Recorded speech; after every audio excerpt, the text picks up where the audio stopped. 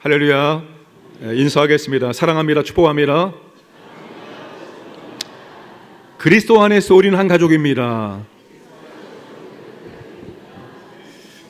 오늘 같은 설교를 하게 되어지면 꼭 오해하시는 성도님들이 계십니다. 혹 목사님의 가정에 문제가 있나? 교회에 문제가 있나? 이런 오해를 하시는데 문제 조그마한 문제는 있습니다. 오늘 내게 주시는 말씀을 받는 시간 되기를 원합니다. 행동심리 상담사가 여러 가정을 상담하고 연구한 결과를 쓴 짤막한 글을 읽었습니다. 그 상담사의 결론은 문제없는 가족은 없다 였습니다.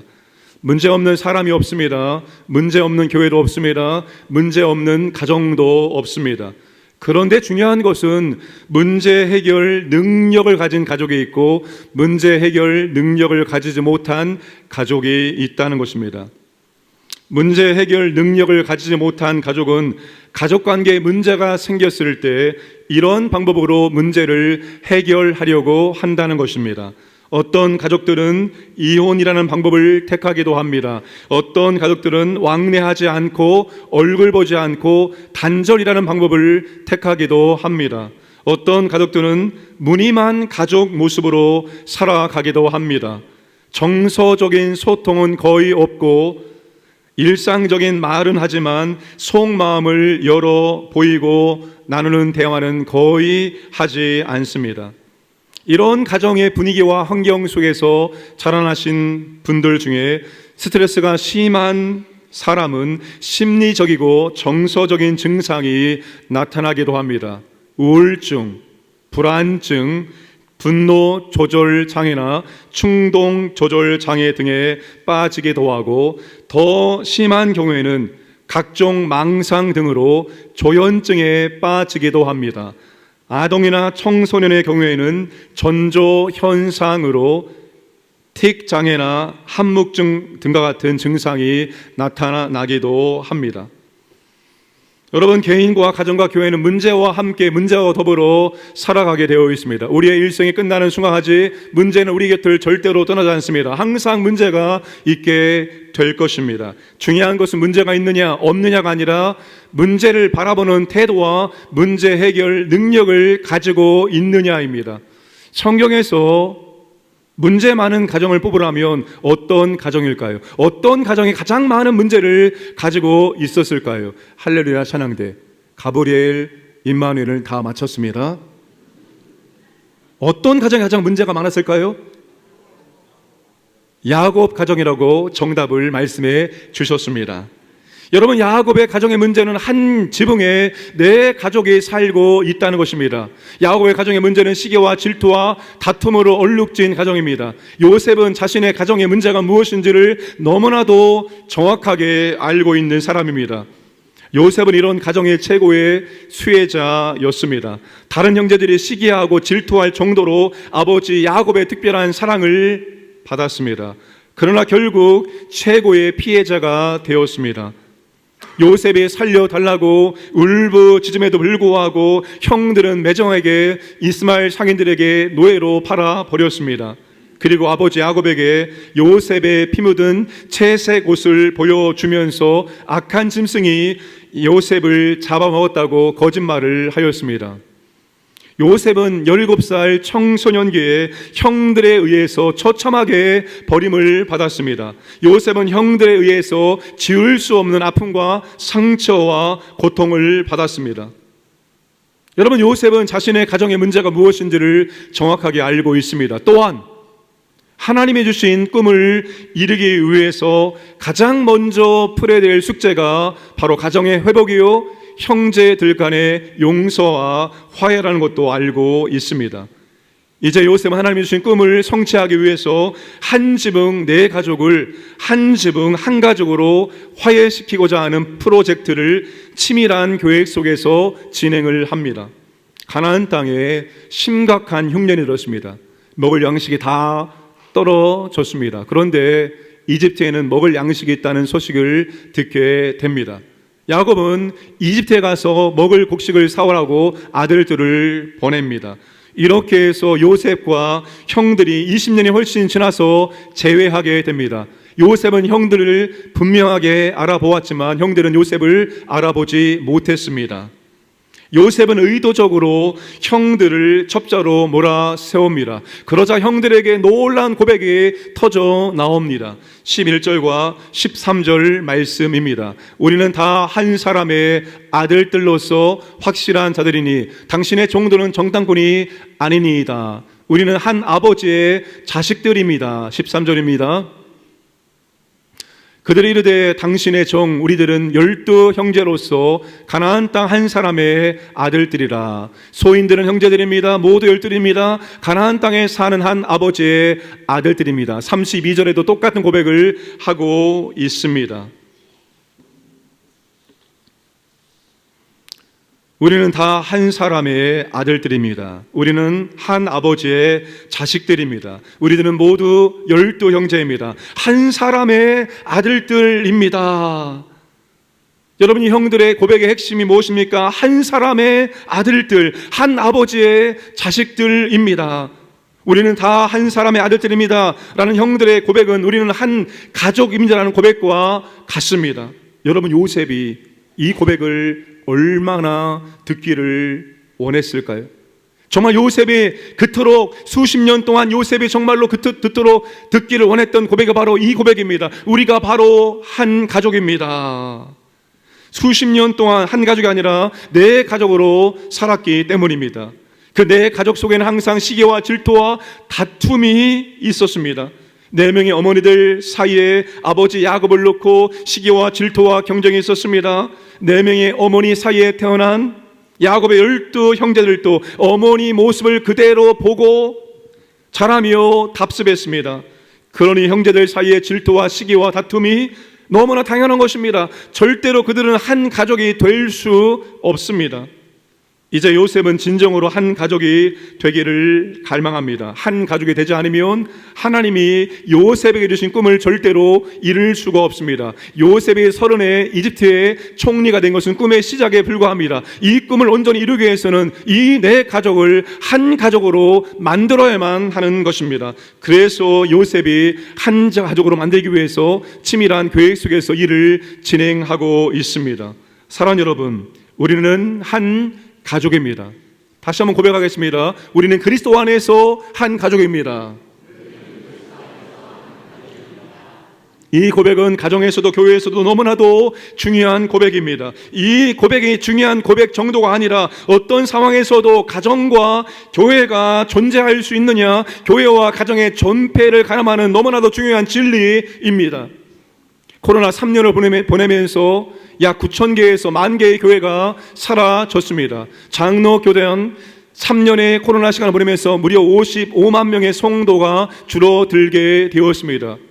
여러분, 어떤 상황 속에서도 우리의 가정에 존재하느냐, 우리의 교회가 존재하느냐, 이 존폐를 가늠하는 중요한 진리가 바로 우리는 한 가족입니다 입니다. 하나님이 유일하게 가정과 교회라는 두 공동체를 만드셨습니다. 그래서 가정과 교회는 동전의 양면과 같습니다. 내가 가정에서 상처를 받았다, 이 상처가 회복될 수 있는 공동체는 바로 교회 공동체입니다. 하나님의 교회와 가정은 동전의 양면처럼 그렇게 만들어 놓으셨기 때문입니다. 가정과 교회는 이 땅에서 하나님의 꿈을 실현하는 통로이기 때문입니다. 그런데 가정이, 교회가 이 땅에 하나님의 꿈을 실현하기 위한 전제 조건이 바로 우리는 한 가족입니다 입니다. 가정과 교회가 사분 오열 여러 갈래로 갈기갈기 찢어져 있다면 절대로 하나님의 꿈을 이 땅에 실현할 수가 없습니다. 가정과 교회가 하나가 되었을 때, 한 가족이 되어질 때만이 이 땅 가운데 하나님의 꿈을 실현할 수 있습니다. 하나님의 꿈을 실현하는 통로로 우리의 가정을, 우리의 교회를 하나님이 사용하실 수 있습니다. 오늘 우리의 가정은 어떻습니까? 모든 가족들이 한 가족을 이루며 살고 있습니까? 가정이라는 한 울타리에 살고 있지만 마음을 통하지 아니하고 진정한 한 가족이 아니라 여러 가족으로 따로따로 살고 있지는 않습니까? 진정으로 우리 가정이 한 가족을 이루고 있습니까? 남편과 아내, 부부관계가 참으로 좋아지고 있습니까? 우리의 믿음이 좋아진다는 것은 참으로 부부관계가 좋아진다는 걸 의미합니다. 아담과 하와가 범죄했을 때 가장 먼저 깨어진 관계가 바로 부부 관계였습니다. 그러면 우리의 믿음이 좋아진다는 이유, 우리의 믿음이 좋아진다는 결과는 무엇을 통해서 확인할 수 있는가 하면 점점 부부의 관계가 좋아지는 걸 통해서 확인할 수 있습니다. 여러분, 믿음이 좋아진다는 것은 부부의 관계가 좋아진다는 것을 의미합니다.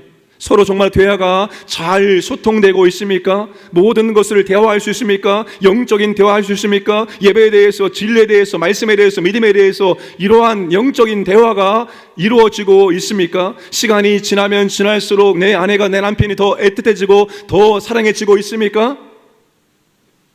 은퇴한 남편 제발 밖으로 내몰지 마시기 바랍니다.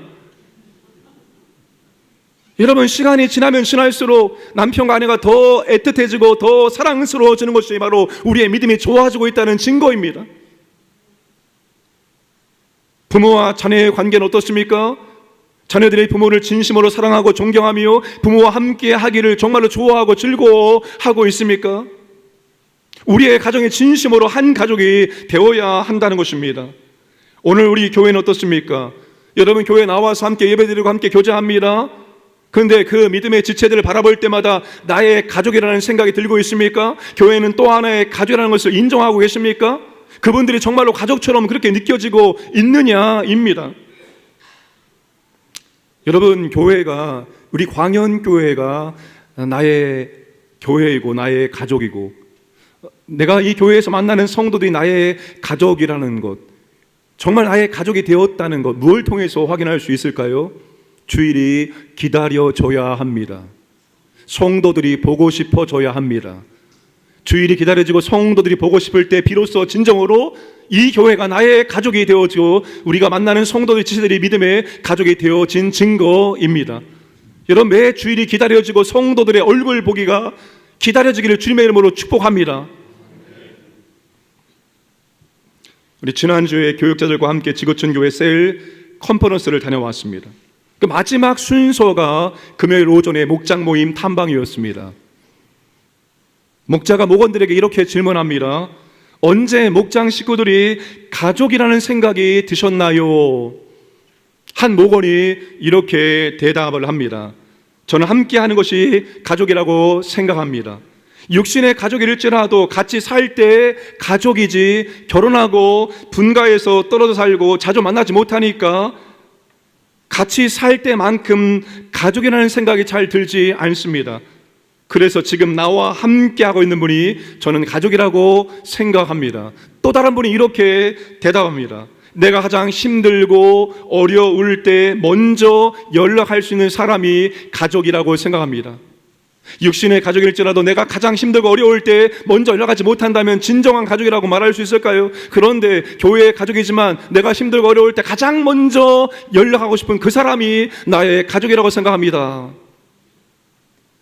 목장 모임에 나온 지 별로 안 되신 분이 이렇게 말합니다. 처음에 이 모임에 나왔을 때 낯설고 조심스럽고 그래서 시어머니가 상을 당했을 때 목장에 바로 연락하지 못하고 망설여졌다고 합니다. 그런데 목장 모임에 계속 나오면서 자신의 마음이 변화되는 것을 느껴서 말합니다. 자신의 마음이 이렇게 변화되었다고 말합니다. 맛있는 음식을 보면 목장 식구들이 생각이 난다는 것입니다. 이 맛있는 음식을 목장 식구들과 함께 나누면 얼마나 좋을까, 이런 생각이 들기 시작했다는 것입니다. 그러면서 말하는 것이 뭐든지 무엇이든지 함께 나눌 수 있는 것이 가족이라고 생각합니다. 사랑하는 여러분, 누가 진정한 가족입니까? 어떤 순간에도 함께 하는 것이 가족입니다. 가장 힘들고 어려울 때 먼저 연락할 수 있는 사람이 가족입니다. 기쁨과 슬픔, 성공과 실패, 뭐든지 내 삶을 진솔하게 나눌 수 있는 그 사람이 바로 나의 가족이 되는 것입니다. 가정과 교회는 이와 같은 가족이 되어야 합니다. 사랑하는 여러분, 가정과 교회의 문제 해결은 우리는 한 가족입니다 라는 인식에서부터 시작됩니다. 우리는 한 가족입니다. 이 진리, 이 가치를 붙들고 있으면 우리는 어떤 복잡하고 어려운 문제 앞에서도 그 문제를 해결해 나갈 수가 있습니다. 그런데 그것이 아니면, 다른 이유를 들고 돌아가면 절대로 복잡하게 얽혀있는 문제를 풀어낼 수가 없습니다. 그런데 가정에서도 교회에서도 우리는 한 가족입니다. 이 진리를 붙들고 있으면 아무리 복잡해도 아무리 힘들고 어려워도 우리는 그 문제를 풀어나갈 수 있는 실마리를 발견할 수 있습니다. 사랑하는 여러분, 가정에서 만나는 가족 식구들 당연히 우리의 가족이죠. 교회에서 만나는 식구들도 바로 영적인 가족임을 믿으시고 우리가 진심으로 하나의 가족이 되어지기를 주님의 이름으로 축복합니다. 야곱의 가정이 하나가 되지 못하고 사분오열하게 된 것은 형들의 잘못도 있겠지만 더 근본적인 잘못과 문제는 아버지 야곱과 어머니들에게 있다는 사실입니다. 형들이 태어나고 보니 한 지붕에 네 가족이 살고 있는 것입니다. 4명의 어머니는 1명의 남편을 독차지하기 위해서 쟁탈전을 벌입니다. 그 형들은 자신의 어머니의 편을 들면서 어머니와 함께 시기하고 질투하고 경쟁하는 삶을 살아갔습니다. 결국 가정이 하나 되지 못하도록 만든 가장 큰 원인 제공자는 아버지 야곱입니다. 이 아버지 야곱이 오랫동안 가지고 있었던 문제가 바로 라헬만 사랑했다는 것입니다. 4명의 아내 가운데 오직 라헬만 자신의 아내로 인정하고 그렇게 라헬만 사랑했습니다. 라헬이 죽자 그 사랑이 라헬의 첫째 아들 요셉에게 흘러갔고 요셉을 잃어버리자 요셉의 동생 베냐민에게 그 사랑이 흘러갔습니다. 여러분, 야곱의 눈에는 베냐민만 빼고 다른 자식들은 자식으로 보이지가 않았다는 것입니다. 요셉은 이런 가족사를 너무나 정확하게 알고 있었기 때문에 어디서부터 문제를 풀어야 하는지도 알고 있습니다. 아버지 야곱에게 깊이 뿌리 박혀 있는 이 라헬에 대한 지독한 편파적 사랑을 해결하지 않으면 형들이 아무리 우린 한 가족입니다 외쳐도 한 가족이 될 수 없습니다. 이것을 가능케 하는 열쇠를 가진 장본인이 바로 아버지 야곱입니다. 요셉이 아버지의 문제를 해결하기 위해서 어떻게 할까요? 19절 말씀을 함께 읽겠습니다. 너희가 확실한 자들이면 너희 형제 중 한 사람만 그 옥에 갇히게 하고 너희는 곡식을 가지고 가서 너희 집안의 굶주림을 구하고. 요셉이 형들에게 제안합니다. 여기에 한 사람만 남고 나머지 형들은 곡식을 가지고 집으로 돌아가서 그 막내를 데리고 오면 형들이 확실한 사람임을 인정해 주겠다는 것입니다. 이제 10명의 형들은 고민합니다. 누가 여기에 남을까 고민을 많이 했습니다. 아마 나름대로 누가 남을 것인지를 결정해 놓았을 것입니다. 그런데 3일이 지난 다음에 요셉이 형들에게 묻지 않고 일방적으로 한 사람을 지목합니다. 24절 말씀입니다. 요셉이 그들을 떠나가서 울고 다시 돌아와서 그들과 말하다가 그들 중에서 시몬을 끌어내어 그들의 눈앞에서 결박하고. 요셉이 10명의 형들 가운데 시몬을 잡아서 결박을 합니다. 왜 하필 요셉은 10명의 형들 가운데서 시몬을 결박했을까요? 요셉은 아버지 야곱을 염두에 두고 시몬을 결박한 것입니다. 야곱과 시몬의 관계가 어땠을까요? 아버지 야곱이 시몬을 끔찍하게 사랑했을까요? 시몬은 야곱에게 어떤 아들이었을까요? 이 관계를 알기 위해서는 창세기의 시몬과 야곱의 관계를 살펴보면 됩니다. 그런데 창세기에 단서가 많지 않아요. 딱 2군데 나옵니다. 그런데 그 2군데 말씀을 보면은 야곱과 시몬의 관계가 어떤지를 우리는 충분히 유추할 수 있습니다. 시몬과 레이는 레아가 낳은 아들들입니다. 야곱이 밧단 아람에서 20년 동안 고생한 다음에 이제 고향 땅으로 돌아옵니다. 돌아오다가 잠시 세겜에 머물게 됩니다. 그때 세겜에서 야곱의 딸이며 시몬과 레이의 여동생인 디나가 성폭행을 당합니다. 그때 시몬과 레이는 복수하기 위해서 계략을 짰습니다. 세겜의 모든 남자들이 할례를 받으면 우리의 여동생을 주겠다라고 거짓말합니다. 세겜의 모든 남자들이 할례를 받고 아직도 통증과 고통과 아픔 중에 있을 때 모든 형들이 세겜에 들어가서 모든 남자들을 살육합니다. 뒤늦게 야곱이 이 사실을 알게 되었을 때 노발대발하고 화를 냅니다. 야곱이 딸인 디나가 겁탈을 당했을 때는 침묵하였습니다. 그런데 야곱이 세겜의 모든 남자들을 학살했을 때 야곱이 화를 크게 내었다는 것입니다. 창세기 34장 30절 말씀 함께 읽겠습니다. 야곱이 시므온과 레이에게 이르되 너희가 내게 화를 끼쳐 나로 하여금 이 땅의 주민 곧 가나안 족속과 브리스 족속에게 악취를 내게 하였도다. 나는 수가 적은즉 그들이 모여 나를 치고 나를 죽이리니 그러면 나와 내 집이 멸망하리라. 야곱의 시므온과 레이가 주동자가 되어 세겜 사람들을 살육한 일에 대해 상당히 못마땅해하며 그렇게 화를 내었습니다. 가족 전체를 죽음의 위기에 처하도록 만들었기 때문에 화를 냈습니다.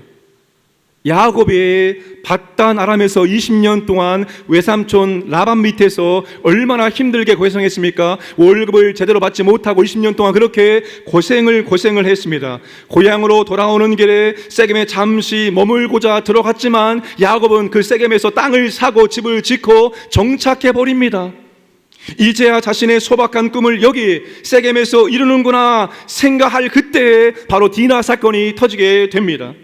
다시 말해서 야곱이 화를 낸 것은 자신의 꿈을 산상조각 내었기 때문입니다. 그 중에 시므온, 야곱은 자신의 꿈을 산상조각 낸 주동자 시므온과 레이가 미웠고 그래서 그들에게 화를 내었습니다. 둘 중에 형이 바로 시므온입니다. 야곱은 형인 시므온을 더 미워하고 더 싫어했습니다. 야곱이 이들을 싫어했다는 것을 어디에서 알 수 있는가 하면 야곱이 죽을 때 12아들을 불러놓고 마지막으로 축복기도 해줍니다. 시므온과 레이에게 야곱이 어떤 기도를 해주었을까요? 창세기 49장 5절, 6절, 7절입니다. 시므온과 레이는 형제요 그들의 칼은 폭력의 도구로다. 내 호나 그들의 모의에 상관하지 말지어다. 내 영광아 그들의 집회에 참여하지 말지어다. 그들이 그들의 분노대로 사람을 죽이고 그들의 혈기대로 소의 발목 힘줄을 끊었음이로다. 그 노여움이 혹독하니 저주를 받을 것이요 분기가 맹렬하니 저주를 받을 것이라. 내가 그들을 야곱 중에서 나누며 이스라엘 중에서 흩으리로다. 야곱이 두 아들에게 축복 기도한 것이 아니라 저주 기도를 한 것입니다. 물론 이 기도는 하나님의 예언적인 기도이기도 합니다. 그러나 야곱의 마음도 이 기도 안에는 들어가 있습니다. 야곱이 두 아들에게 지금 번성하라고 기도한 것이 아니라 분산되고 흩어짐으로 없어지라고 그렇게 저주하는 기도를 한 것입니다. 아무리 미워도 죽기 전에 다 용서하고 풀고하는 것이 당연한데 야곱은 그리하지 못했습니다. 그러니까 세겜 살육 사건 이후에 시므온은 야곱의 눈밖에 난 자식이 되었습니다. 미운 털 박힌 자식이 되었습니다. 그런데 요셉이 시므온을 잡아두고 아버지 야곱에게 무엇을 요구할까요? 34절 말씀을 함께 읽겠습니다. 너희 막내 아우를 내게로 데려오라. 그러면 너희가 정탐꾼이 아니요 확실한 자들임을 내가 알고 너희 형제를 너희에게 돌리리니 너희가 이 나라에서 무역하리라 하더이다 하고. 너희들이 집에 가서 막내 아들을 데리고 와야 한다 말합니다. 형들이 집에 돌아가서 아버지에게 있는 모든 것들을 자세하게 말합니다. 그때 야곱이 어떻게 반응할까요? 36절 말씀. 그들의 아버지 야곱이 그들에게 이르되 너희가 나에게 내 자식들을 잃게 하도다. 요셉도 없어졌고 시므온도 없어졌거늘 베냐민을 또 빼앗아가고자 하니 이는 다 나를 해롭게 함이로다. 야곱은 베냐민을 절대로 보낼 수 없다라고 그렇게 거부하고 있습니다. 그러면서 하는 말이 뭡니까?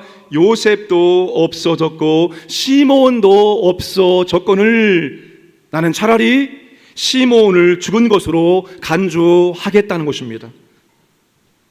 지금 야곱은 베냐민 그 한 사람만 자신의 자식으로 여기고 있다는 사실입니다.